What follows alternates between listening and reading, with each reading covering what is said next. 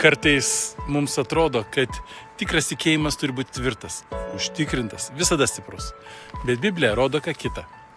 Tikras tikėjimas dažnai pasireiškia ne tada, kai viską suprantame, o kai vis tiek žengėme pirmin, nors nežinome, kaip viskas baigsis. Morkaus Evangelija rašo: tikiu Viešpatie, padėk mano netikėjimui. Šie žodžiai išsakomi tėvo, kuris matė, kad jo sūnus kenčia ir vis dar abejojo, ar Jėzus gali padėti. Bet jis ateina su silpnu tikėjimu, su dvejonėmis ir su skausmu. Bet būtent tai Jėzui pakanka. Tikėjimas nėra jausmas, kad viskas bus gerai.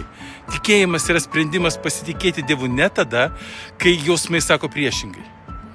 Nes mes gyvename tikėjimu, o ne regėjimu. 2 Korintiečiams 5:7. Tikėjimas ne visada garsus, ne visada uždegančiai drąsus. Kartais tai tylus šnabždesys: Viešpatie, aš vis dar pasitikiu tavimi. Kartais tai žingsnis per ašaras, kartais tiesiog laukimas, kol jis prabils. Matos 17:20. Jei turėtumėte tikėjimą kaip garstyčios grūdelį. Dievas nesako, kad reikia didelio tikėjimo, jis sako, kad reikia tam tikro tikėjimo.